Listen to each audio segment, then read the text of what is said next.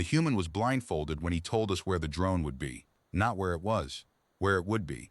The tracking array confirmed the intercept 0.4 of a second after he named it, and somewhere behind me, in the third tier of the observation gallery, a Vontreth magistrate dropped her stylus and did not pick it up. My name is Othik Versalon.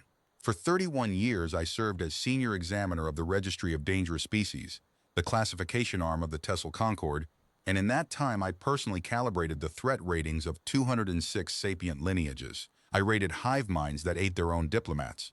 I rated a silicate species that metabolized starlight and grief. I tell you this so you will understand the weight of what I am about to say. In 31 years, I revised a rating upward in the middle of an assessment exactly once. This is the record of that assessment. The Concord requires me to file it. I would file it anyway. We had brought the human to Velthar Ring Station to lower his species rating, not to raise it. Understand the politics, because the politics are why any of this happened. Humanity carried a Tier 1 classification, Apex Caution, on the strength of a single 40-year-old incident on a colony world called Cathal's Reach, an incident most of the Directorate considered wartime propaganda. The treaty renewal was 6 days out. The Sarki Combine and 4 client species had petitioned loudly and repeatedly for humanity to be re-tiered at 3, dangerous in numbers, manageable in isolation, no special protocols required. Tier 3 meant human convoys could be boarded for inspection. Tier 3 meant human colonies could be encircled by survey claims. Tier 3 meant a great many things to a great many parties who had been waiting decades for the legend of Cathal's Reach to die of old age. So the Directorate did what bureaucracies do when they want a particular answer. They requested the subject of Archive Legend 7 Cathal himself, the so-called Warden of Cathal's Reach, fully expecting a refusal, a death certificate, or a myth with no body attached. A refusal would have served, an absence would have served better. Either way, the legend could be struck as unverifiable, and the rating would fall on schedule. Instead, 11 days after the request entered the human diplomatic queue, a small Terran packet ship docked at our outer ring, and an old man came down the ramp carrying one soft-sided bag and a jar of honey, which he presented to the docking officer as a gift because, he said, he had been told it was polite to bring something. His name was Tobias Wren. He was 71 years old by his own calendar. The left eye was clouded, a cataract he had declined to have corrected, for reasons he never explained. The knuckles of both hands were thickened with the joint disease humans call arthritis. He walked with a slight list to one side, favoring a knee that had been rebuilt twice. Our medical intake described him, in the dry language of the form, as a post-prime specimen in managed decline. Director Mogrel Hezadur read that intake aloud to the full assessment board, and I will not pretend there was no satisfaction in his voice. The legend of Cathal's Reach was a beekeeper with one working eye. The downgrade, everyone understood, was now a formality with a witness. The first trial was meant to be a courtesy, a baseline. Standard sensory battery in the assessment ring, a circular chamber 40 meters across, white-walled, lit from the full ceiling, with a single target drone running a randomized evasion lattice at moderate speed. The subject stands at the center and indicates the drone's position when prompted. Most sapiens track it with their eyes. The good ones lead it slightly. We run the battery on every species. It tells us how a nervous system buys its information, Wren asked politely, whether he could be blindfolded. I want the record to show that we laughed, not cruelly. Even Mogrel's laugh was the indulgent kind, the kind you give an elder who has misunderstood the shape of the game. But we laughed, and Wren smiled as if he were used to it and would not hold it against us, and a technician fitted the opaque band over his eyes, the cloudy one and the clear one both. For the first 30 seconds he simply stood there, head tilted a few degrees off vertical, hands loose at his sides, while the drone whispered through its lattice above him. The prompt tone sounded. He pointed. Dead on the drone's bearing, elevation within 2 degrees. Tak. The gallery ear, someone said the drone's rotors displace air, some species hear well, adjust for it. We adjusted for it. The drone's acoustic signature was masked to background. The prompt sounded again. He pointed again. Dead on. Mogrel ordered the masking verified. It was verified. The drone was, by every instrument we trusted, silent and invisible to the man at the center of the ring. And the man at the center of the ring kept pointing at it. Prompt after prompt, 14 for 14, with the unhurried accuracy of someone indicating furniture in his own home. I left my console and walked down to the ring's edge, because I had been an examiner for 31 years, and I knew the difference between an anomaly and an instrument fault, and the instruments were not at fault. I asked him how he was doing it. I do not know what I expected. A boast, perhaps. A mystic evasion. Species under assessment perform. It is the one constant of the work. Wren was quiet for a moment, the way he was always quiet before answering, as if every question deserved the dignity of being actually considered. Then he said, "The air comes off your ceiling vents in a pattern." The drone interrupts it. "It's like, if you stand in a creek, you don't need to see upstream to know a log's coming down it. The water tells you." He paused and added apologetically, "Also, your randomizer isn't very random. It hasn't repeated yet, but it's going to. It keeps almost rhyming." I logged both sentences verbatim. The first sentence was remarkable. The second sentence, though none of us understood it yet, was the assessment. The whole of it. Everything that followed was only the Concord learning what that sentence meant. Mogrel called down from the gallery that passive tracking, however refined, was a sensory curiosity, not a threat vector, and that the battery should proceed to conclusion so the board could move to the archival review and the vote. He was within his authority. He was also, I believe, beginning to be afraid, in the way administrators are afraid, not of the man in the ring, but of the shape the data was starting to make. It was the 15th prompt that ended the courtesy phase of the assessment, and I will describe it exactly, because the recording has since been sealed to directorate clearance, and there are parties who would prefer it stayed sealed. The drone, mid-lattice, initiated a randomized break, a hard vector change, computed fresh in the moment by its onboard core, transmitted to no display, predicted by no console in the chamber. The prompt tone had not sounded. Nobody had asked the human anything. Wren pointed before the drone moved, not at the drone. At a vacant point 2 meters to its left, a patch of empty white air with nothing in it. He held the point the way a surveyor holds a sightline. Then the drone broke from its lattice, swept left, and arrived in the exact cylinder of space at the end of the old man's finger, the way a log arrives where the creek sends it. The chamber's acoustics are engineered for clarity, so the recording captured everything. The drone's rotors, the gallery's silence, and then the voice of sub-examiner Tesik Androlmev, my own junior calibrator, saying quite clearly, into the silence, "That's predictive." "Examiner, that's predictive. He solved the break before the drone did." That is not precisely accurate, as later analysis showed. The drone's evasion core had committed to the break some 300 milliseconds before executing it, and in those 300 milliseconds its rotor pitch shifted by a fraction our own instruments recorded but did not flag. Because no instrument in Concord service had ever been built to flag it. Because no species we had ever assessed could have used it. Wren's nervous system flagged it. Blindfolded at age 71 through a clouded eye that did not matter and an ear we had masked into supposed uselessness, the human had read a machine's intention in the changed sound of the air, run the intercept, and pointed at the future. 300 milliseconds. I have given lectures on assessment methodology in which I told young examiners that the gap between stimulus and inference is where threat lives. I had never seen the gap close from the wrong side. The board recessed for 1 hour.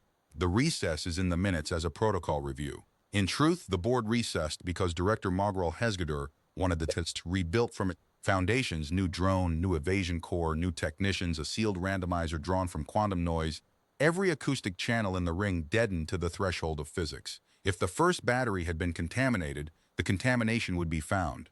If a human handler had slipped a receiver into the old man's ear canal, it would be found. Mogrel said the word fraud only once, in the corridor, quietly to me. I told him I had inspected the man's ears myself. He said, "Inspect them again," and his throat membrane was trembling, and that was the first time in 11 years of working under him that I had seen it tremble. During the recess, I went to the holding suite, because regulation required the subject be monitored and because I wanted, with an urgency I could not then justify, to look at the human up close while no test was running. He was at the suite's small table, hands around a bulb of the heated leaf water his species ships everywhere it goes. He had taken the blindfold off. Up close, the clouded eye looked like weather sealed under glass. He asked if he had done something wrong. I said no. He asked if everyone was all right. He had heard. He said, what sounded like someone being unhappy in the gallery. I said the board was reviewing protocol. He nodded slowly, as if protocol were a thing he had spent a long life being patient with. Then he said, I should tell you, before your people spend money on it, the new machine won't matter. Not a boast. He said it the way a man warns you the stairs are wet. You can change the drone. It's still got to push air to fly, and it's still got to decide before it moves. Everything decides before it moves. That's all I'm doing, listening to things decide. I asked him, because the question had been sitting in my chest for an hour, was this a skill? A discipline humans train, the way our interdiction cadre trains its fire control implants. He looked genuinely surprised, and then, for the first time since the ramp, very slightly embarrassed. The expression I would come to know as the human apology for existing, the face they make when the truth about them is about to inconvenience a room. No, he said, it's just paying attention. Every kid does it. You throw a ball where your friend's gonna be, not where he is. Nobody teaches it. It'd be like teaching swallowing. He turned the bulb of tea in his thickened hands. I'm sorry. I have a feeling that's not what your board wants to hear 6 days before a vote. It was not. It was very much not. And the old man with one working eye had just demonstrated that he could read a room he wasn't even standing in. I logged that too, though I did not yet have the category for it. The registry of dangerous species had instruments for muscle output, toxin tolerance, neural bandwidth. We did not have an instrument for a species that listens to things decide. We were 6 days from a treaty vote, and the courtesy phase was over. And somewhere above us, the board was rebuilding a test that the subject had already gently told us would not matter. It did not matter. But Mogrel was owed his rebuilt test, and the Concord was owed the data, and so at station morning the following cycle we ran it. The sealed battery, the deadened ring, the quantum randomizer, and the human went 20 for 20 blindfolded, and then asked, with the small, careful politeness of a guest requesting a second towel, whether the board would mind if the next test involved throwing. The board did not understand the request. The board thought it was a joke about primate recreation. I want that on the record as well. When the most consequential demonstration in the modern history of the registry was first proposed by its own subject, the assessment board of the Tessel Concord smiled and approved it for the minutes and broke for mid-meal. To understand what happened next, you must understand a fact about the galaxy that the galaxy does not like to discuss. Almost nobody can throw. I do not mean that other species throw poorly. I mean the capacity is close to non-existent. My own people, the Catamine, have fine manipulators and superb mathematics, and an unaugmented Catamine attempting to strike a moving target with a hurled object will fail at any range beyond arm's length every time forever. The shoulder is wrong, the timing is wrong, and above all the brain is wrong. The cascade of predictions required to release a projectile at the precise millisecond that sends it to where a target will be is a computation our neurology performs consciously, serially, and far too slowly. We solve the problem the way the galaxy solves all such problems, with hardware, fire control implants, target lock arrays, guided munitions. The Vontreth cannot rotate their upper limbs through the necessary arc at all. The Sarki throw with fair power and no accuracy, which is why Sarki boarding doctrine begins at contact range. Of the two species in registry history confirmed to hit moving targets with unguided thrown objects, both were obligate pack predators, both were rated apex caution, and both are extinct.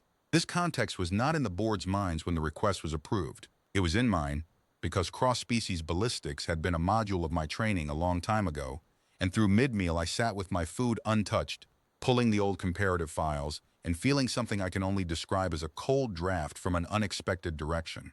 The protocol Mogrel authorized was deliberately unkind. He was past courtesy now. He wanted the legend to fail in front of instruments. The target drone would run full evasive, not a lattice but a live adversarial core, the same package that trains our interdiction cadre, rated to defeat implant-assisted lock for up to 4 seconds at close range. The chamber acoustics stayed deadened. The human would stand at the center with no blindfold this time. Mogrel insisted the clouded eye be on the record as functional context and would be permitted 3 attempts to strike the drone with a thrown object. The registry would supply calibration spheres, smooth, balanced, dense, instrumented to the gram. Wren picked one up, weighed it in his hand, and set it back in the rack with the small frown of a tradesman, handed the wrong tool. "Do you have a stone?" he asked. The request traveled up to the gallery and produced the kind of administrative confusion that would be comic in any other transcript. A stone. The station was 400,000 tons of engineered alloy and polymer. There was not a natural stone within a light hour except, and it was Tessick, my junior, who thought of it in the geology lab on the science ring, where the survey directorate kept core samples from the Velthar belt. A runner was dispatched. The board waited. The old man stood easy in the white ring, rolling his shoulder gently, the rebuilt knee taking his weight without complaint, and I watched Director Mogrel watch the human, and I watched the Sarki delegation's adjunct, a smooth-mannered observer named Pelmris Avel, lean forward in the third tier and begin, for the first time that cycle, to take his own notes. The runner returned with a basalt core slug the size of a human fist, dense and dark, one end rounded by the corer. Wren turned it over twice and was satisfied. I asked him for the minutes, I said, though really for myself, why a stone when the spheres were engineered true. "Spheres are too honest," he said. "A stone's got opinions. Your hand has to learn them on the way up. It keeps you listening." He must have seen from my face that the answer had not helped, because he added kindly, "It's a feel thing. I'm sorry. I don't think it translates." The drone went to full evasive. I have watched that adversarial core humiliate cadre marksmen with military implants. It does not move like a machine. It moves like a panicked predator with a mathematics degree, all false commitments and mid-arc reversals. For 2 full seconds, Ren did not move at all. He stood with the stone hanging from his hand at the end of a loose arm, his head making small corrections, the cloudy eye and the clear one tracking together, and the truth, visible in retrospect on every frame of the recording, is that he was not watching the drone. He was watching the room around the drone, the volume, the vents, the corners, the way you watch a creek. Then his arm came up and around in one motion that had nothing of age in it, and the stone left his hand, and the drone committed to a hard right quarter break that the adversarial core had selected 11 milliseconds earlier, and stone and drone arrived at the same coordinates at the same instant with a crack that every deadened acoustic channel in the chamber still managed to record. The drone came down in 2 pieces. The larger piece spun on the white floor and was still. Nobody in the gallery said anything at all. And into that silence the old man walked over, picked up the wreckage, carried it to the ring's edge, and held it up apologetically toward the board. "I'm sorry about your machine," he said. "I can pay for it.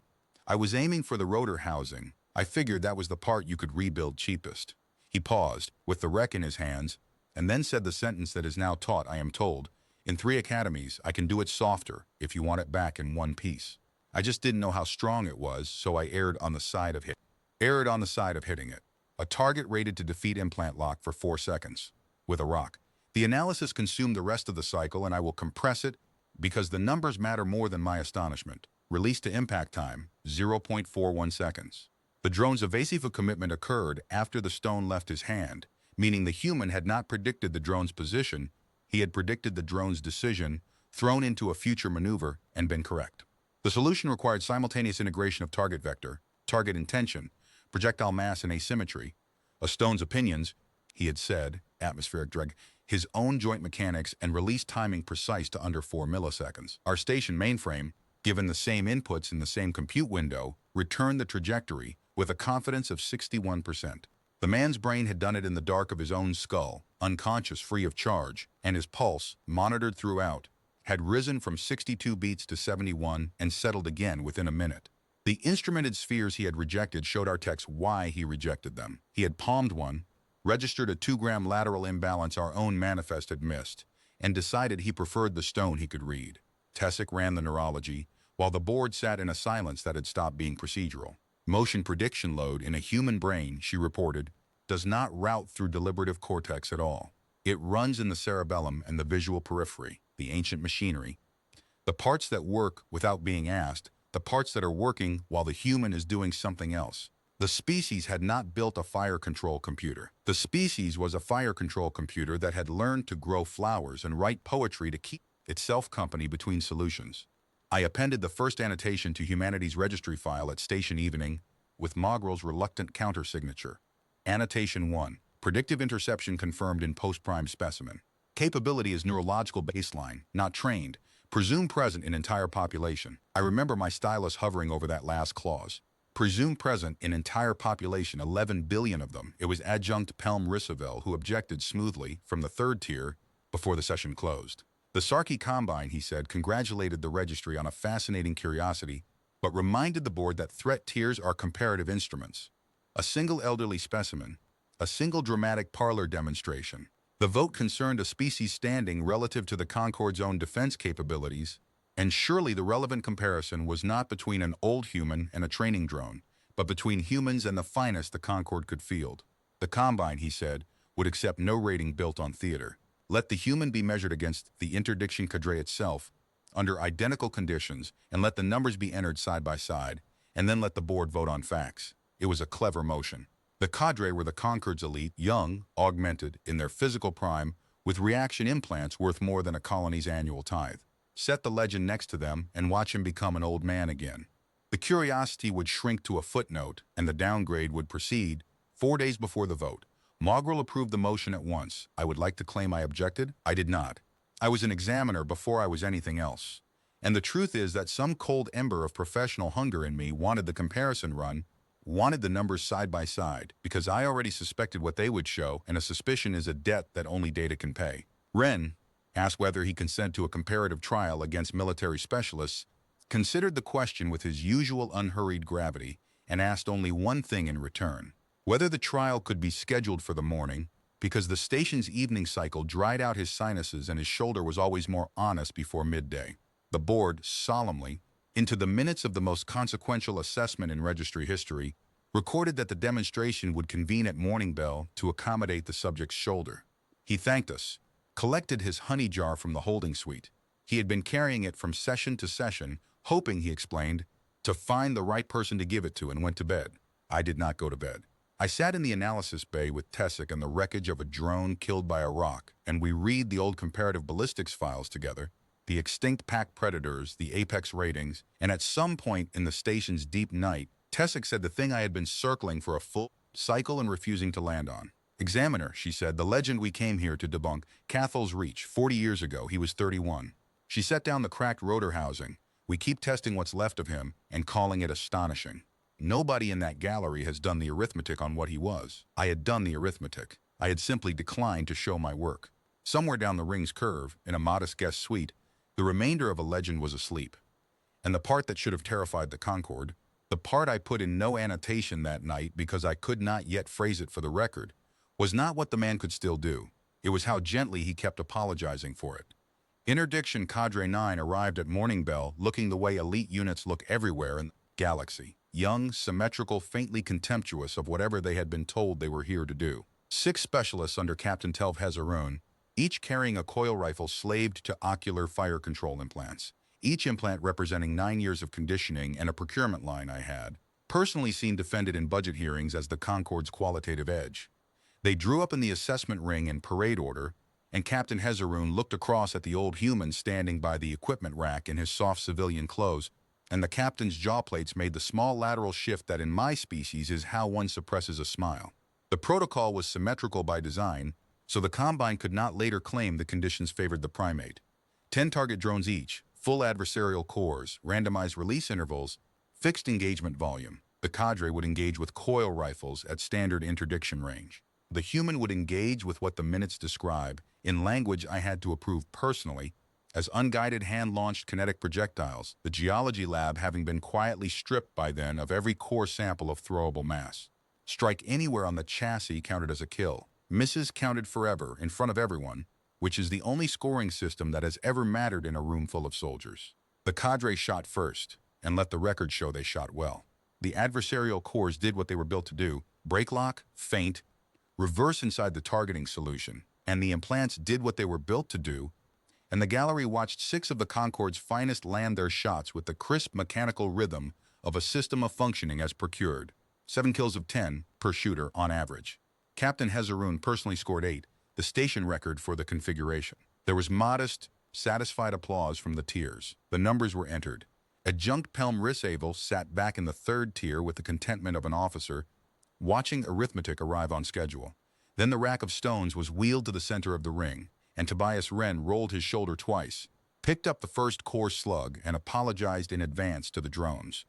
I will give you the sequence as the record gives it, because adjectives are a kind of lying. First drone, struck mid-feint, rotor housing down. Second, struck at the apex of a vertical break the adversarial core had selected specifically because vertical breaks defeat ballistic anticipation, down. Third, down. Fourth, the core attempted the maneuver our cadre calls the widow's hinge, a double reversal inside half a second, and the stone was already occupying the exit of the second reversal when the drone arrived there, down. The gallery had stopped applauding because the gallery had stopped breathing. 5th down, 6th down, 7th. And I want this noted because it is the moment Captain Hezaroon's jaw plates stopped suppressing a smile and locked entirely. The 7th drone retreated behind the ring. Central instrument pylon, using hardcover as the adversarial core is permitted to do, and the old man, rather than wait it out, threw the stone at the wall. The gallery thought he had missed. For 1/3 of a second, the assessment board of the Tessel Concorde experienced the purest relief of the entire proceeding. Then the stone came off the white wall at the reflected angle he had chosen before it left his hand, passed behind the pylon, and took the hiding drone out of the air sideways. In the silence that followed, the recording picks up exactly one voice, because the deadened acoustics had nothing else to carry. It is Wren, conversational, to the nearest technician. Bank shot, you get wasps that way.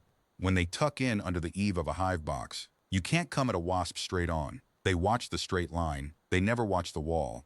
They never watch the wall. I have heard war doctrine compressed into fewer words only once, and it was the same sentence. 8th drone, down. 9th, down.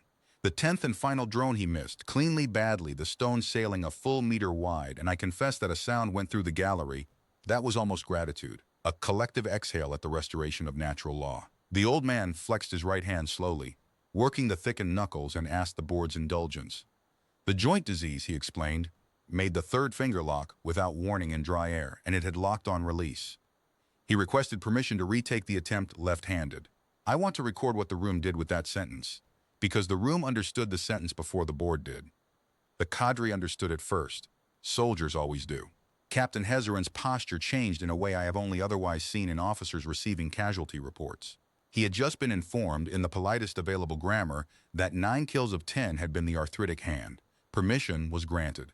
The drone was relaunched at full adversarial. The legend of Cathal's Reach threw left-handed with the wrong arm at the age of 71, and the 10th drone joined the other 9 on the white floor, and the side-by-side numbers the Sarki Combine had demanded were entered into the permanent record of the Concorde exactly as their own motion required. Interdiction Cadre 9, implant assisted, 7 of 10. Subject, hand-thrown stones, 10 of 10, with an equipment failure. The Combine's adjunct did not take notes during the left-handed throw. I watched him. He watched the human, and his hands were perfectly still. And stillness in a Sarki is not calm. It is the body's full attention being spent, somewhere you cannot see. But the morning's true damage, the datum that re-tiered a species, was not the score. It arrived 40 minutes later, in the analysis bay, and it arrived in the voice of my junior Tesik Androlmev, who had been running the drone telemetry against the throw timing logs, and who interrupted the board's recess with a finding she refused to compress into a written summary because she said she wanted to watch the directorate's faces while she said it out loud. The adversarial corps, she reported, had not been beaten by reflex. They had been beaten by cryptanalysis. Each corps' evasion engine drew on a pseudo-random sequencer, military grade, rotation keyed, rated unpredictable within any engagement window. Wren's intercept points, plotted against the sequencer states, showed his solutions improving over the course of each engagement, kill by kill, in a tightening curve. He had not been reacting faster than the drones. He had been learning the dialect of their randomness. By the 4th drone, he was throwing not at maneuvers but at the sequencer's habits. By the 7th, he knew its accent well enough to use a wall. Mogrel said it was impossible. The sequence was mathematically opaque. Our own decryption suites needed hours of sampled output.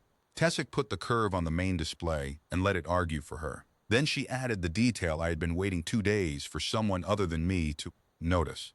On the first morning, blindfolded during the courtesy battery, before any of this had stakes, the subject had remarked, in passing, that the randomizer hadn't repeated yet but kept almost rhyming. He told us, Tesik said, to the assembled senior staff of the Registry of Dangerous Species. On the first day, he diagnosed the weakness in our military randomization standard out loud, politely, in the first hour of testing, and we logged it as charming. She closed the display. Examiners, the species does this passively. He wasn't trying to break our encryption. He was standing in a room with it, and it has a pulse, and humans hear pulses. I would like the board to sit with the question of what they hear when they are trying. The board sat with it. Then it did what frightened institutions do. It requested context, history, precedent, anything that would let the morning be an anomaly instead of a baseline. And so, 3 days before the vote, with the Combine's motion exhausted and its adjunct gone very quiet in the 3rd tier, the assessment turned at last to the thing it had been convened to bury and was now afraid to exhume. Archive Legend 7 Cathal's Reach, the raw sensor record, never released, of what a 31-year-old range warden had actually done 40 years ago in the dust, before any of us had ever heard a human apologize. The board scheduled the archival session for the following morning. Wren, informed of it, was quiet for longer than any question had yet made him. Then he asked his second favor of the assessment, the first having been the stone, and it was this: that he be permitted to be present while we watched it, not to testify, not to correct the record, just to be in the room. Because it gets told as a story, he said, and stories grow hair. Somebody should be sitting there who remembers it as a Tuesday. I granted the request and logged the phrasing, and that evening I pulled the sealed file myself and broke a 40-year seal with my own authorization codes and read alone, ahead of the board, the original unredacted incident report from Cathal's Reach. I am required by regulation to describe my state upon finishing it. The regulation assumes the language exists. I will say only this, and let the next session say the rest. I had spent 2 days astonished by an old man, and I had been wrong to be. The registry had not overrated the legend of Cathal's Reach. The registry had never once in 40 years been told the truth about it. Before the archive session, there was the matter of the corridor. The minutes recorded as a security review. It was not a security review. It was an old human walking from the holding suite to the gallery lift with me at his shoulder, making small talk and dismantling our station's defenses as a kind of absent-minded courtesy. He had asked about my work, genuinely asked, the way he asked everything, and I was answering, and he stopped mid-corridor beside Observation Bay 4 and looked through the glass into the gallery where the board was assembling and said in the tone a man uses to mention weather, "Examiner, can I say something out of turn?" The fellow in your third tier, sarky gentleman, gracish, sits behind the magistrates. He's not a clerk. I told him Adjunct Pelham Roosevelt was an accredited diplomatic observer of the Sarky Combine, attached to the assessment under treaty provision, with documentation verified by my own office. Wren said, in the way I had learned, meant the documentation was not the subject. Clerks sit where they can see the proceedings. He sits where he can see both exits and the duty officer's hands. He's never once watched a test while the test was running. He watches the board watch the test, because the test isn't his job, the vote is. He carries his stylus in his left hand, but the calluses are on the right, so the writing is for show. And when your Captain Hezeron's unit scored 7 of 10 yesterday, everyone in that gallery reacted to the score. He paused. He reacted to the reload time. I stood in that corridor with 31 years of assessment behind me and understood that I was being shown the trait again, the same trait, the only trait, the one we kept renaming every time it changed clothes. In the ring, it had been called interception. In the telemetry, it had been called cryptanalysis. Here, it did not have a registry name yet because the registry had never needed one. The passive, ambient, unkillable human habit of reading every system in reach, air, machines, randomizers, rooms, institutions, and noticing where they were going to move before they moved. He was not doing espionage. He was standing in a creek. The water told him. He was also, I realized, with a cold contraction of the gut coil, not finished. "While I'm being rude," he said, apologetic again, "your guard at the lift bank. 4th post, the tall one. His holster's worn shiny at the front lip, which means a straight pull sidearm, but the sidearm on his manifest is a latch draw model. So he's carrying something that isn't on your books. Might be nothing. Fellows get attached to a personal piece, but he's also the only post between your gallery and the diplomatic docking spur, and yesterday he was somewhere else." He resumed walking, list and all, an old man with sinus complaints heading for a lift. "I figured you'd rather know before everyone's in one room. Security pulled the guard within the hour. The sidearm was unregistered. The guard had accepted payment through 2 intermediaries. And the intermediaries, I am constrained by the ongoing inquest as to particulars, washed back, through channels the Concord is still draining, to procurement shell with Sarky Combine fingerprints on its founding charter.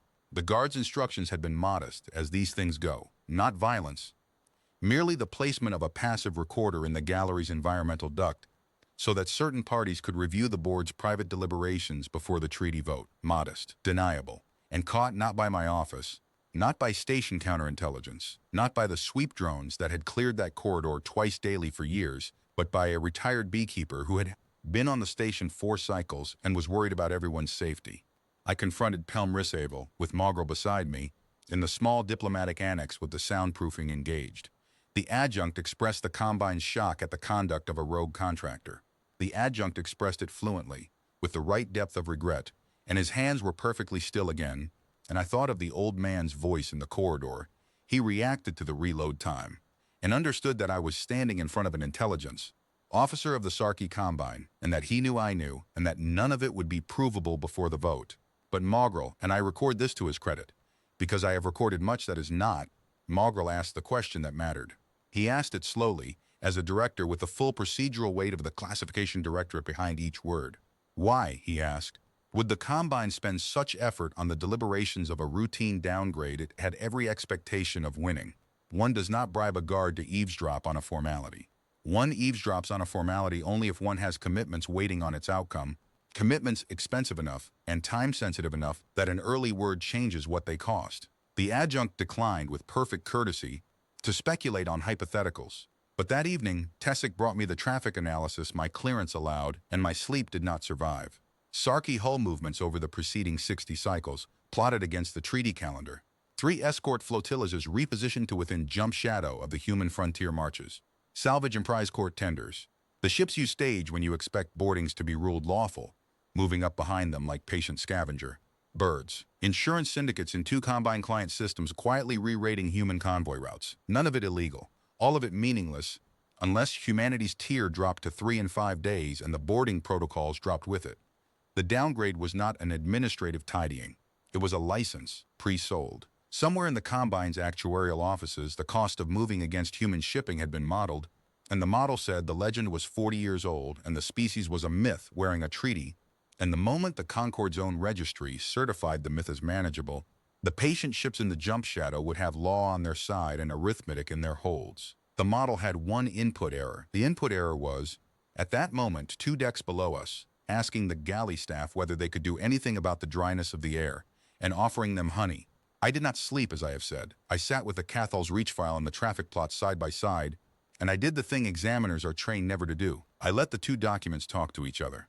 40 years ago, a syndicate of raiders had looked at a frontier colony and run the same species of arithmetic the Combine was running now: isolated settlement, light defenses, a registry entry that said the natives were clever mammals with poor armaments and no fleet. The raiders' arithmetic had also contained one input error, and the error had been 31 years old and employed as a range warden at the colony's agricultural perimeter, and on the morning of the raid, the error had been out in the high dust, on foot, checking sensor fences, with nothing on his person but survey equipment and a sidearm rated for pest deterrence. The official report, the redacted one, the one the legend grew from, says the raid on Cathal's Reach failed with heavy attacker losses, attributed to defensive coordination and terrain. The legend, in the academies where junior officers trade such things, says one human held a ridge. Both versions were authored by people trying to make the truth fileable, and as I read the raw record through the station's deep night, with the gallery duct above me newly swept and the patient ships sitting in their jump shadows, I understood why the auditors had done it. The truth was not fileable. The truth didn't fit not the categories the registry possessed, in the same way a creek does not fit a cup. In the morning, the board convened to watch it anyway, all tiers full. The cadre attended, off rotation, in dress order. Soldiers know when testimony concerns them. The Sarki adjunct sat where he could see both exits, and at the back of the gallery, in a chair he had quietly turned a few degrees so that it faced the screen rather than the board.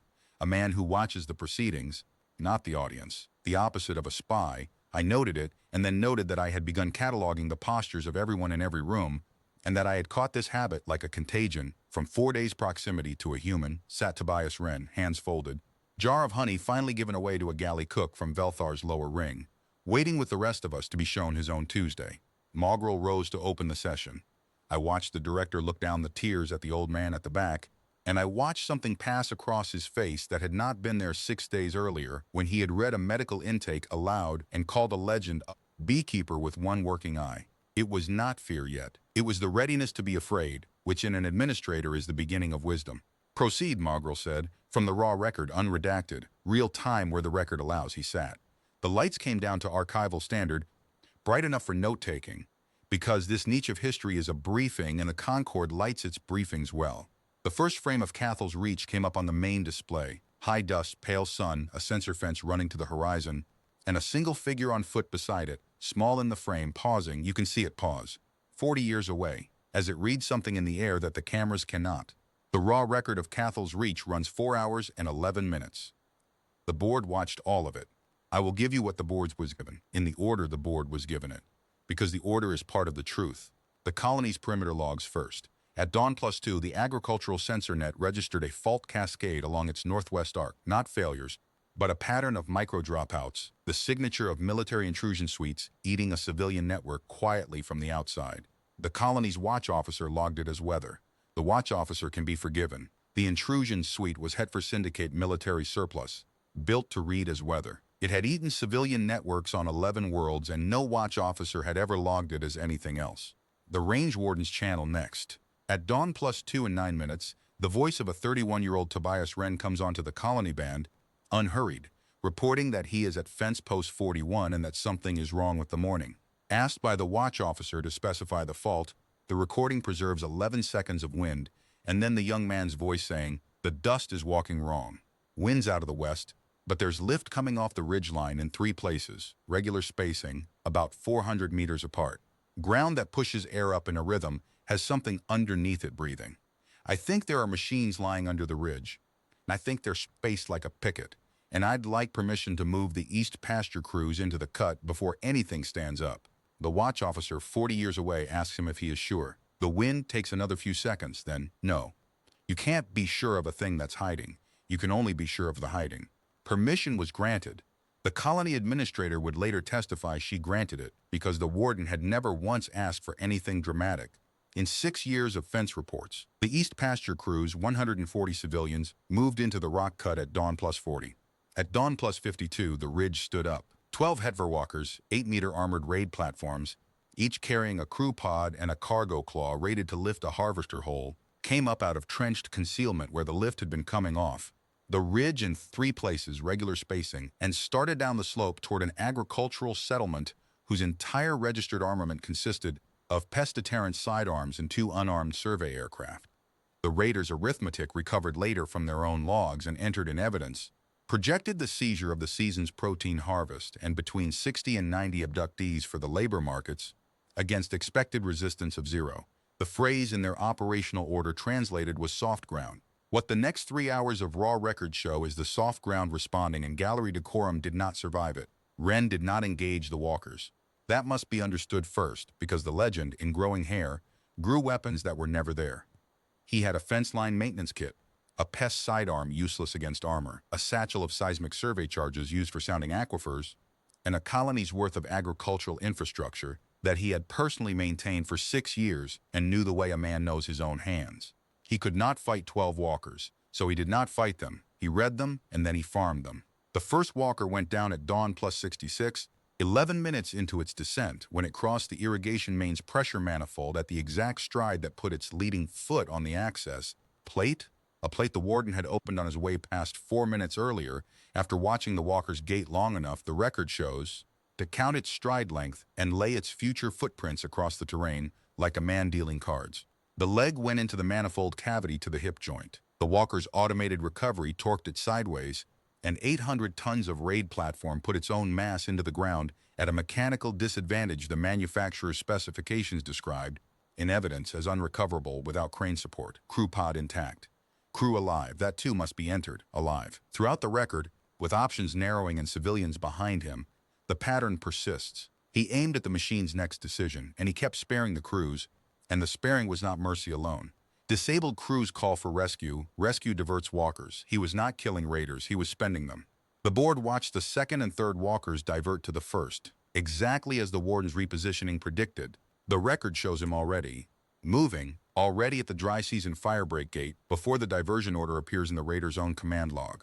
Tessick, beside me in the gallery, marked the timestamps with a shaking stylus. Again and again, the human's movements precede the raider's decisions. Not reacts to, precedes. By dawn plus 90, he is navigating the engagement the way he would later navigate our adversarial drones, not predicting. Machines, predicting the sequencer behind them, the raid commander's habits, his accent, his rhyme. The raid commander liked envelopment from the sun side. The raid commander checked his flanks after losses in even numbers but not odd.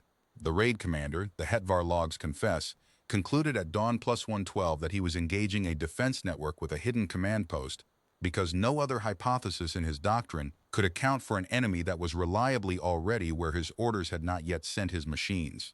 There was no command post.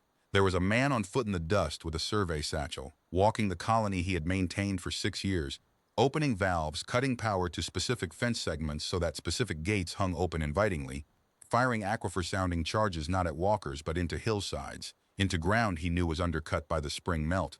Under slopes, the walker's route planning software rated stable because the software had surveyed the ridge from orbit and the man had surveyed it with his boots. 2 walkers to the slope failure, 1 to the slurry pit under the harvester turnaround, whose cover he had dragged off with a fence truck and recovered with shade cloth, which reads as solid ground to LiDAR and is not. The record shows the walker stepping onto it with the confident stride of a machine whose sensors have cleared the path, and the gallery, the assessment board of the Tessel Concord, mid-session, on the record, made a sound I had only ever heard in surgical theaters. 6 walkers disabled by dawn plus 230, not one of them struck by a weapon. The 7th and 8th withdrew to Overwatch and were lost anyway. In the dust squall, the warden had been watching build on the western horizon since his first report. He had timed his entire middle game, the analyst would conclude, to arrive at the squall, herding the remaining platforms into terrain where their long-range sensors went blind and his ears did not. It was inside the squall, at ranges under 100 meters, in visibility our instruments measure as 0, that the surviving raiders met the other thing, the thing the official report deleted entirely, and the reason the auditors deleted it is the reason I nearly could not write this paragraph. Inside the squall, the record is acoustic only. What the acoustic record preserves is 12 minutes of walker movement, increasingly disordered, and threaded through it, moving from machine to machine, a pattern of small impacts. Stones, thrown stones, dozens of them, arriving out of zero visibility onto sensor housings, communication masts, pilot canopies, not disabling blows. Taps. The analysts ran the impact map and found the pattern. Every stone struck within a hand's width of a vision port or a cruise sensor. He was not trying to break the machines he could no longer trap. He was telling their crews, in the only language available inside a blinding storm, that something in the dust could already touch them, precisely anywhere, at will, and was choosing not to. He spent the last hour of the engagement, on foot in zero visibility, with 4 armored raid platforms hunting him, conducting a negotiation. The HFY logs record the moment it concluded. The raid commander's final order, Dawn plus 351, translated in evidence as withdraw, withdraw, the ground is not soft, the ground is not ground. 140 civilians in the rock cut. Total colonial casualties. 1. The warden, a hairline fracture of the left wrist, self-reported a day later, listed in the colony's medical log between a thresher burn and a difficult birth. The lights came up. The board did not move. On the main display, frozen, the final frame. A young man walking back along his fence line through settling dust, already small in the camera again, checking post 42 because the fence still needed checking. And from the back of the gallery, into that enormous silence, came the voice of the only person in the room who had been there, old now, quiet, with the apologetic gravity I had stopped mistaking for weakness, saying the words I append to this report against, perhaps, my own interest, because the Concord must hear how they were said. Wren looked at the screen, at the small figure by the fence, and said, "The report you sealed says heavy attacker losses, and that isn't right. They lost machines." I went and sat with their crews in the dust until the recovery ships came. Some of them were young. One of them showed me a picture of his brood. He folded his hands. "You keep asking me what humans are, and I keep not knowing how to answer. But you watched the wrong thing just now, if you watched the trapping. The trapping is just attention. Any of us can do the trapping." He nodded at the screen.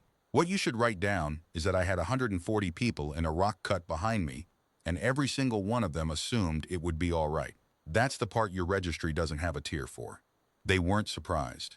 You've spent 4 days being surprised by me. Nobody I have ever protected was surprised by me. Sit with that, and you'll have your rating." The session adjourned without emotion. The minutes say, for reflection. The finits for once are accurate. The board adjourned for reflection at midday.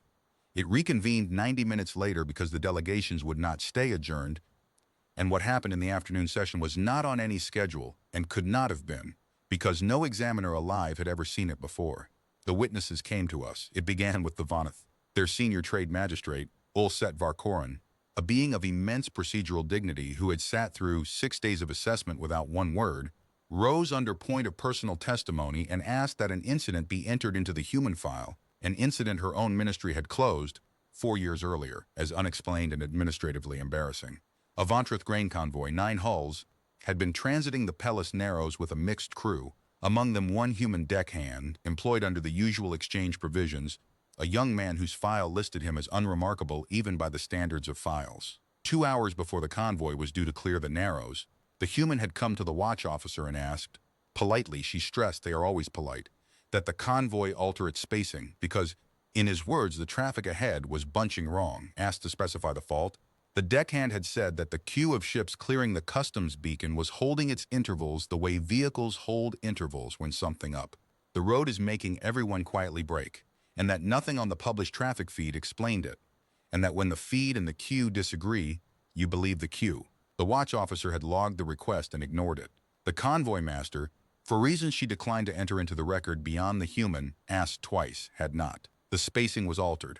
40 minutes later, a salvage-flagged interdictor lying dark inside the Narrows, positioned, the subsequent inquiry found, on the strength of the convoy's published formation, committed to an intercept geometry that the new spacing turned from an ambush into an arrest. The pirates' own logs, recovered at trial, recorded their navigator's last unjammed transmission. They have changed formation. Who told them? Who told them? Nobody had told them. A deckhand had watched a line of ships breathe wrong at a distance of 2 light seconds. Through a sensor suite he did not have clearance to operate by looking at the spacing on a public traffic display. Magistrate Varkoren finished her testimony and stood a moment, gathering the dignity for the admission the whole afternoon would be made of. My ministry filed it as luck, she said. I have sat here for 6 days watching your instruments measure what we filed as luck. I withdraw the filing. I would like the record to reflect that the Vontreth Trade Ministry has, on review, never once employed a lucky human. We have employed humans, and we have not understood what we were buying. The seal on the afternoon broke there. The Mel Edre medical mission rose next. A hospital director testifying that her trauma wing on Corson Station had for 9 years posted its best. Triage outcomes on shifts worked by a human nurse who could not be scheduled efficiently because every species union objected to how she did it. She stood at the receiving doors and listened to the gurneys coming up the ramp and called the surgical team she would need before the casualties cleared the doors from the sound of the wheels, the weight on the axles, the rhythm of the porter's steps, the pitch of the people around the wounded. The director had once, for audit purposes, tested her. 31 incoming cases, called blind from behind a screen, 29 correct. The 2 misses the nurse had pointed out gently were not misses. The manifests had been wrong, and the manifests were corrected. We did not enter it in any registry, the director said, because the relevant registry is this one, and until this morning I believed this registry was for weapons. Then the Asuath Collective, the Hive delegation, who speak rarely because consensus is expensive, spent the cost of consensus to enter one. Paragraph. Their dock swarms on the reach of Telek Exchange had for a decade adjusted their cargo choreography around a single human stevedore. Foreman, because the swarms had learned, before any Asuath noticed, that the human always stood where the next surge of drones was about to need the space he wasn't in. The collective had studied him for 2 years, believing he was reading their coordination pheromones. He was not equipped to read them. He was reading, their final analysis concluded, the half-second of pitch change in a drone's wing note that precedes a redirection order being obeyed, the spine carrying the command. The human, asked about it once, had said he just stayed out of the way of where everybody was headed. The collective's testimony ended with a sentence I have read 40 times since. We coordinate by consensus, which no outsider has ever penetrated, and we adjust for him as though he were inside it. He hears the consensus through the bodies. To the collective, this is the single most alarming datum in our species archive, and we have carried it quietly for 10 years, and we are relieved to learn it is not only us. It was not only them. That was the afternoon's true finding, arriving testimony by testimony, while Tessek's annotation queue grew past anything the file's architecture had been built for. 4 more delegations entered incidents. A human passenger who had moved a Catamine lift car full of strangers off a transit platform 90 seconds. Before a support failure, the maintenance logs insisted was unforeseeable.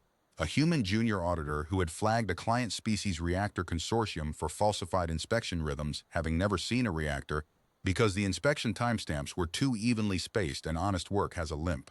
Each had been filed by its embarrassed custodians under luck, coincidence, anomaly, closed. The galaxy it emerged had been keeping humanity's registry for decades, in fragments, in shamefaced internal memos, in incidents nobody connected because each institution, its own unexplainable human, was the only one.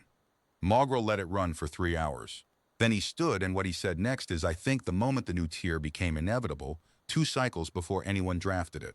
I am suspending further testimony, he said, not because the board doubts it, but because I have been keeping a tally that the board needs to hear more than it needs another incident. We have now heard 9 accounts. In every single one, the human involved was asked afterward how they knew. I have written down the 9 answers. He read them from his slate, flatly, in the voice he used for budget lines. The traffic was bunching wrong. The wheels sounded heavy. I just stay out of the way. The platform felt tired. The numbers were too tidy. It looked like it wanted to fall. The queue was nervous. The dust was walking wrong. And from our own subject this morning regarding an encrypted military randomizer, it kept almost rhyming. He set the slate down. 9 humans. 9 institutions. 9 answers, and they are the same answer. None of them said I calculated. None of them said I deduced. Every one of them reported a perception, as though the future were a thing in the room with a smell and a sound and a posture. Examiners, we have spent 6 days asking what this species can do. The afternoon's testimony answers a worse question, which is what they are doing all the time, everywhere, unpaid, untrained, while employed as deckhands and nurses and stevedores and clerks. He looked down the tiers at the back row, where the subject of Archive Legend 7 Caffel sat with his hands folded, listening to all of it with the expression of a man at a neighbor's funeral, present, respectful, hoping not to be called on.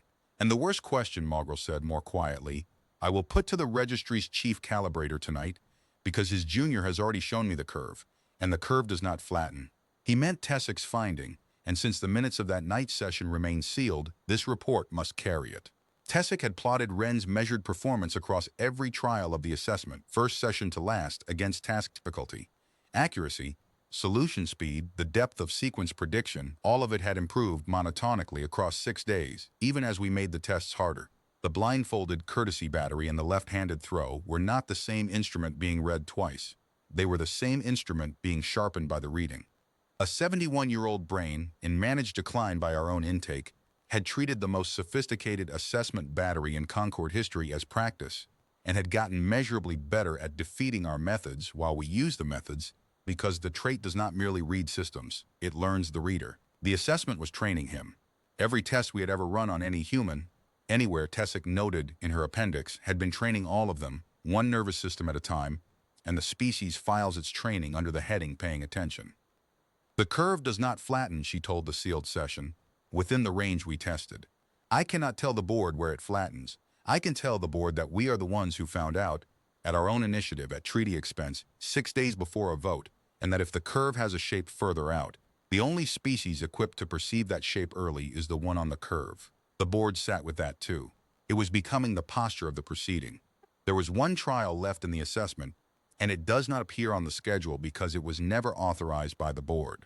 It was requested privately, in the corridor outside the sealed session, by Captain Telvhezaroon of Interdiction Cadre 9, who waited for me with the parade stillness of an officer about to spend his career on a question, and asked whether the registry would permit and witness one final engagement, not for the file, he said, for doctrine. His unit would someday stand a post near humans, friendly or otherwise, and he had watched 6 days of his profession's assumptions go onto the white floor of the assessment ring in pieces, and he wanted to know one thing before the vote made it political, whether there was a counter. I authorized it under examiner's discretion, logged it as a calibration exercise, and I append it here because the Concord soldiers deserve the answer he bought them. We convened at station night in the empty ring, the captain, the old man, Tessick at the instruments, myself as witness.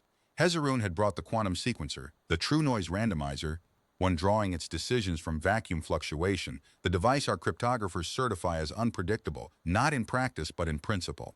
No habits, no accent, no rhyme. He installed it in a fresh drone himself, and Wren watched him do it with what I first took for politeness, and later understood was the same attention he gave everything, which is to say total. Your machine will be honest now, the captain said. Nothing decides early, nothing leaks. I have removed the future from the room warden. The mathematics says so. Wren rolled his shoulder and said, with what the recording confirms was genuine regret, the orders will be honest, Captain. The body still has to carry them. A spine's a spine. But run it. You're right that it'll be slower for me, and your people should know by how much it was slower. The record shows the difference, and doctrine should record the difference, because it is the only ground the galaxy gained all week.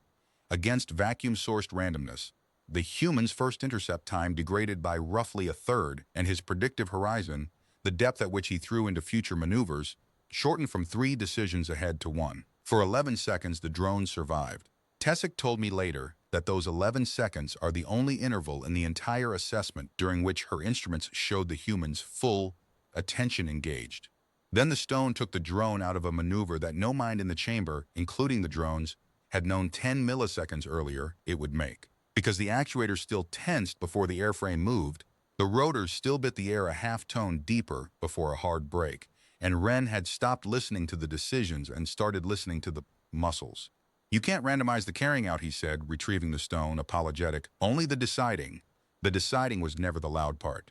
The captain stood very still. Then he did the thing I respect him for, the thing his memorandum would later make doctrine. He reached up, disabled his own fire control implant on the open channel so the instruments would witness it, and took manual control of the second drone himself. A sapient pilot. A trained, disciplined, decorated mind deliberately breaking its own patterns. The textbook counter, if one existed, to an enemy who reads habits. I will record plainly what happened, because the captain insisted the record keep it. Hezaroon flew the drone better than any adversarial corps. He survived the first throw, a clean miss, the first uncompensated miss of the assessment, and the recording preserves the sound of a cadre captain exhaling 11 years of professional self-respect back into his lungs. He survived 40 further seconds, flying like chaos itself, refusing every instinct, inverting every preference, and at the end of those 40 seconds, the second throw clipped his drone's tail rotor and put it into the wall, and the old man's voice, gentle as a man closing a gate, told him why. "You flew beautifully, Captain. But a man avoiding his habits is reading his habits out loud. He can only avoid the ones he knows he has, and the avoiding is steadier than the habit ever was. Your turns came when they didn't feel right to you. I couldn't read your machine anymore, so I read the discomfort." He offered the captain the stone as one professional to another. "Nobody can be nobody on purpose. The trying has a shape. I'm sorry. It's the most honest thing about all of us." Hezarun took the stone and held it and asked the question he had spent his career's weight to ask. "Is there a counter-warden? For my recruits, if it ever comes to it, tell me a soldier's answer." And the most complete answer to that question in the possession of the Tessel Conquered. The answer now cited, I am told, in 3 war colleges, 2 insurance circulars, and 1 900-page Sarki after-action review, was given at station night in an empty assessment ring by a retired beekeeper holding his own elbow because the evening air dried out his joints. "There's 2, Captain. The first one is distance, and I mean a lot of it, and even then, we're patient and we like puzzles. And a thing that stays at the edge of our noticing for long enough becomes the only thing we notice. So the first one mostly buys time." He worked his shoulder and considered, and the recording shows him taking the question with the gravity of a man choosing words for a young person's future. "The second one works every time it's ever been tried. Don't be a pattern we have to solve. Be one of the things we're keeping an eye out for. I spent 30 years reading every living thing on a fence line, Captain, every rhythm, every wrongness, and I never once threw a stone at anything that wasn't a threat to my people. And neither did the deckhand or the nurse, or any of the rest your magistrate spent today confessing about. The attention doesn't go away. You can't make us stop seeing you. But you've got to vote in what we see." He handed back the quantum sequencer, undamaged, having dented every machine it was ever installed in. "Stand where the 140 stand. It's roomy back there, and the view of us is better, and I promise the stones all face the other way." The captain saluted him. "It is not in any protocol between their services. It is in the record, and I have watched it more than once. And on the recording you can see the old man's discomfort at being saluted, the apology for existing crossing his face one more time, and you can see him decide, out of respect for the young officer, to bear it and nod and let the moment be what the soldier needed it to be. Then he said he ought to turn in, because mornings were when his shoulder told the truth, and he walked out of the assessment ring for the last time, list and all, past the wreckage of the galaxy's certainty, and the 3 of us stood in the empty white chamber for some while, with the instruments still running, recording nothing but how quiet a room can be when the weather has moved on. Tessic broke the silence, eventually, with the calibrator's question that the whole Concord now lives inside. "Examiner," she said. He answered the captain like a man who's thought about it before. "The counter, the 2 counters, he had them ready." She looked at the dead drones. "How long do you suppose the species has been keeping a registry on us?" I did not answer her then. I will answer her here, in the file, where it counts. They have always been keeping it. It has 11 billion examiners. It updates continuously. It costs them nothing. They cannot turn it off, and its tier structure was explained to a cadre captain in one sentence at station night. The stones all face the other way, until the registry says otherwise.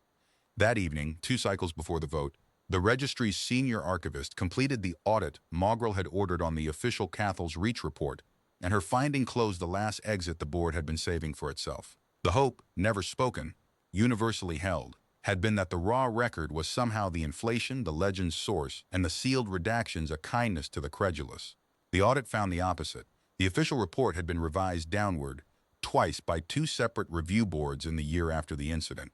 The first board had struck the acoustic record of the squall on the grounds that thrown stone precision in zero visibility was instrumentally implausible and would undermine the report's credibility. The second had halved the documented Walker losses for the same reason. 40 years of Academy officers had traded the legend of Cathal's Reach as an exaggeration, and the legend was an abridgment. The myth was the version edited to be believable. I have been an examiner for 31 years, and I had never before seen a species whose folklore ran beneath its evidence. Tessic filed the finding with a sentence I left unedited in the record because no rephrasing improved it. We did not inflate them. We rounded them down to the nearest possible species.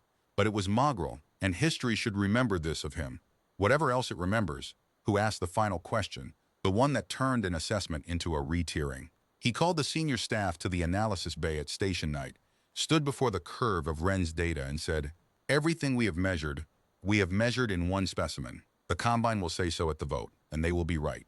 1 post-prime individual, 1 frontier incident, 1 legend. Before I put my name to any tier, I require the only datum that matters. Is it him?" He looked at me. Or is it them? There was one human within 40 light-years who was not Tobias Wren.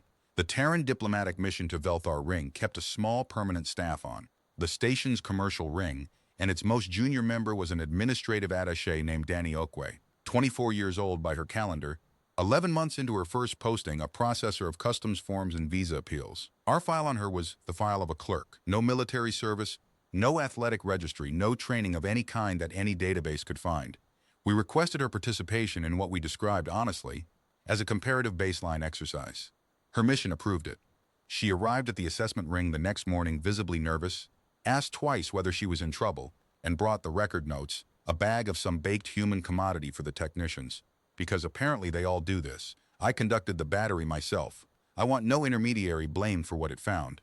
Seated and reading a customs manifest, mid-sentence, with no warning, Attaché Okwe was the subject of a dropped instrument cluster. A technician, on my instruction, knocked it from a shelf behind her and to her left. She caught it, behind her back, one-handed, without looking up from the manifest, and apologized for startling the technician. Asked how she had known it was falling. She said it had sounded like falling. Asked to elaborate, she could not. The trait does not explain itself. It is not stored where human language can reach it. In the ring, against the standard evasion lattice, not the adversarial core. I am not a cruel examiner. The untrained clerk tracked the drone visually with an accuracy in the 84th percentile of our trained observer, core. Handed one of the geology lab's last core slugs and asked with embarrassment on both sides whether she could possibly hit the drone. She missed 4 times, struck it twice, laughed at herself the entire session, and stopped my breath in my thorax once. On her second strike, the drone had been in lateral transit behind the instrument pylon, and she had, without instruction, without ever having seen Wren's session, on her 6th throw of the morning, let it, thrown to where it would re-emerge. The solution, every fire control system in the Concorde performs with dedicated hardware, performed laughing, by a customs clerk, as a party trick she did not know was a trick. 2 of 10. Wren had thrown 10 of 10. The board, reviewing, fastened with relief on the gap, until Tessick plotted the numbers the only way they honestly plot. The relevant comparison was not between the clerk and the legend. It was between the clerk and us. Attaché Danny Okwe, untrained 24, had matched the median unaugmented performance of every other species the registry had ever tested, with implants. The floor of the human distribution sat level with the galaxy's engineered ceiling. Wren was not a different kind of thing from her. He was the same instrument, with 50 years of weather on it, that a frontier had once tuned all the way up. Annotation 2 went into the species file that evening, and I wrote it slowly, because I knew I was writing doctrine. Predictive modeling of moving systems, mechanical, organic, institutional, is confirmed as baseline human neurology, present without training, distributed across the population. Specimen variation affects degree, not kind. The Cathal's Reach subject is not an outlier of capability. He is an outlier of practice. There are 11 billion humans. Each is to be presumed an untrained fire control system, and some unknown number of them have had a frontier. The vote convened 2 cycles later in the full treaty chamber, and the minutes of that session are public, so I will be brief. The Sarki Combine's delegation spoke for the downgrade with skill, and then with less skill as the registry's evidence was entered, and then, after the Cathal's Reach acoustic record was played to the chamber in full 12 minutes of disordered walkers and patient, precise percussive stones, did not speak again. The motion to re-tier humanity at 3 failed without a single supporting block. The successor motion came from the floor, from the delegate of a Vontreth client world whose convoys ran the frontier marches, and it did not propose retaining Tier 1. It proposed a new annotation class above it for species whose threat assessment could not be stabilized because the assessed capability was ambient, untrained, and improved under observation. The motion carried. The registry's formal designation is Tier 1 open ceiling. The treaty clerks, who name things more honestly than examiners, call it the Standing Weather Advisory. Within 1 cycle of the vote's publication, the 3 Sarki escort flotillas holding station in jump shadow of the human frontier marches received recall orders. The salvage tenders and prize court ships went with them. The insurance syndicates of 2 Combine client systems re-rated human convoy routes a second time in the other direction to the lowest piracy risk category on their books. Not, their circular explained with actuarial frankness, because the routes were defended, but because the cost model now included a line item their underwriters refused to price. Response of nearest available human. Adjunct Pelm Risavel departed Velthar Ring without farewells. The inquest into the gallery recorder continues. I am told the Combine's internal after-action review runs to 900 pages, and that its summary paragraph contains the sentence, "The ground was never soft," and I am told this by people in a position to know, and I choose to believe them, because every party to this affair deserves to have learned something written in their own hand. Captain Telv Hezarun of Interdiction Cadre 9 submitted the same cycle, a formal doctrine memorandum through military channels. It requested that cadre close protection training be revised to include what the memorandum called pattern hygiene, the systematic disruption of one's own habits, rhythms, and sequencer dependencies when operating in proximity to humans, friendly or otherwise. The memorandum's first line is now the epigraph of a training manual. "We have spent 9 years in a colony's tithe learning to shoot where things will be. They are born knowing and they think it is normal, and they will tell you it is just throwing." And the subject of Archive Legend 7 CAFL, redesignated in the registry from legend to reference standard, packed his soft-sided bag. Regulation requires a closing interview with any assessment subject, and I conducted Renz on his final station morning. In the holding suite, he had somehow made smell faintly of wax and clover, despite 4 security sweeps that found nothing but a tin of comb honey he had been saving, he said, in case the first jar went to the wrong person. I had prepared 40 questions. I asked 6. I asked whether he had known, when our request arrived, what the assessment was actually for. He considered it with the usual unhurried gravity. "I had a fair idea," he said. "You don't ask a man to prove an old story unless somebody's hoping the story fails. And stories like mine only get audited when there's money waiting on the answer." He had come anyway, I observed. "Well," he said, "if I stayed home and the rating fell, the people it fell on would be freight crews and colony kids. It seemed cheap to let that happen for the price of a shuttle ride and a dry nose." I asked when he had identified the gallery as compromised. "The answer should be studied in every academy that studies anything." "Identified is a big word," he said. "I noticed the third-tier gentleman the first morning, the way you'd notice one bee flying against the traffic of the hive. You don't accuse a bee. You just keep half an eye on it, and after a while the half an eye has a whole opinion." He paused, then offered apologetically the coda, "Most of knowing things early is just being willing to be wrong quietly for a long time first." I asked, because the question had been pressed on me by 3 magistrates and the entire medical directorate about the eye. The clouded left eye, uncorrected by a species that corrects such things trivially, why keep it? For the only time in 11 cycles, the old man looked very slightly caught out, as if the question were more personal than anything we had measured. "Depth gets loud when both eyes work," he said at last. "Everything shouts its distance at you. With one dim, I have to take range the old way. Parallax off my own head movement, shadow length sound. Keeps the instruments honest." He turned the honey tin slowly in his thickened hands. "Also, my wife liked it, said it made me look less sure of myself. She's gone now, and it's the last opinion of hers I can still wear." I struck the second half from the threat annotation and have preserved it here, because a registry that records only what a species can do and never what it loves will keep being surprised by exactly the things that should frighten it most. I asked what humans feared, since the Concord now possessed 1,100 pages on the converse. He answered immediately this time. "Being too late," he said. "That's the whole list." I asked, finally, the question Mogrel had ordered me to ask, the question the new tier had been built around, and I read it as written. In the subject's own assessment, how many humans of comparable capability did his species possess? Ren was quiet for a long moment. I assumed he was counting. I was wrong. He was, I understand now, deciding how to be gentle. "You're asking how many of me there are," he said. "Examiner, I'm not the best we had. I'm not in the conversation.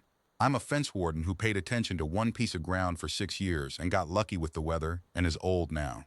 The ones you'd want to tier for, the ones who do what I do with whole fleets, with markets, with languages, you'll never assess a single one of them because they're busy and they don't volunteer, and you only ever hear about my kind of case, the small ones, the accidents, the Tuesdays." He stood and shouldered his bag and held out the tin of comb honey for Tessic, who had come to the hatch to see him off and who took it with both hands the way you accept evidence. "I'm just the one who got old enough for you to study. Write that down if it helps. The rest of them you'll have to take on faith, same as my 140 did." He thanked us for our hospitality. He apologized a final time for the drones. At the boarding tube, he paused, with the list in his step and the bag on his shoulder, and looked back at the 2 of us, examiner and junior, the entire receiving line his legend had earned, and his last words on conquered soil were not, "For the record," but the record is what I have. "So watch the air off your vents," he said. "Station like this, the vents will tell you most of what's coming. You've got good ears, both of you. Most everybody does. They just talk over them." The hatch sealed. The Terran packet ship cleared the ring 4 minutes early, its human pilot having read the docking queue's habits like every one of her species reads, everything, and the most consequential assessment in the history of the Registry of Dangerous Species was over. And the station felt, for cycles afterward, the way a room feels when a clock you never consciously heard stops ticking. What remains is the report, and the report is what I came here to file. I have classified 206 species. The instruments of my profession assume that threat is a possession, a venom, an armament, a metabolism, something carried, which can be weighed and counted and locked behind the appropriate tier.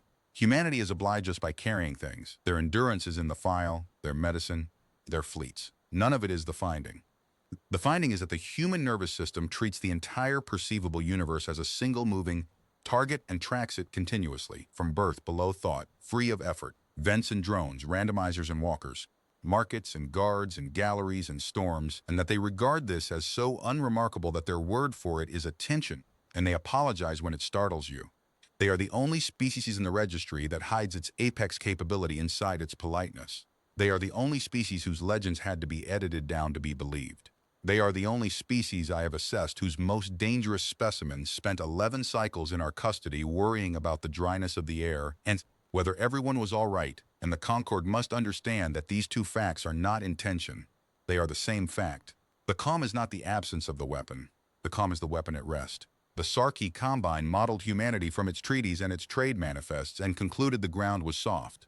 A HFY raid syndicate, 40 years earlier, modeled a colony from orbit and concluded the same. Both were furnished, free of charge, in the dust and in the gallery, with the correction, and both corrections were delivered the same way. Precisely, ahead of the decision, against the machine and never the crew, by someone who would genuinely have preferred to be doing something else.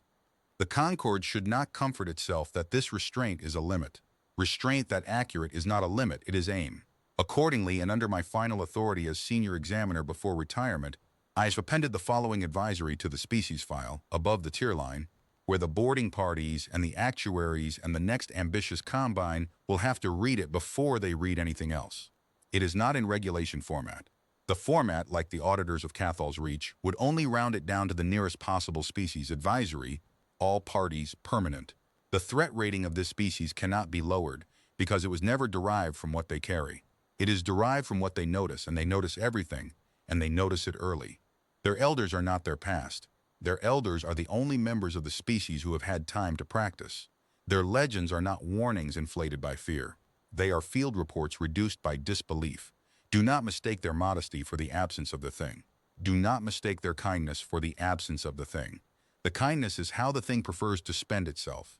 You will not see the demonstration until you have made yourself the demonstration. And by then, the stone is already in the air, and it left their hand back when you were still deciding, because everything decides before it moves, and they were listening to you decide. Humans do not aim. Humans have simply already attended to where you will be. The aiming, as the reference standard himself would put it, is just throwing. Filed under my hand and seal, Othik Versalan, Senior Examiner, Registry of Dangerous Species, Tessel Concord, who served 31 years, raised 1 rating mid-assessment and now keeps on the shelf where his commendations used to sit, an empty jar that once held honey, to remind him what the most dangerous species in the registry brings with it when it comes in peace. A gift for the docking officer, an apology for the drones, and you will never hear listening.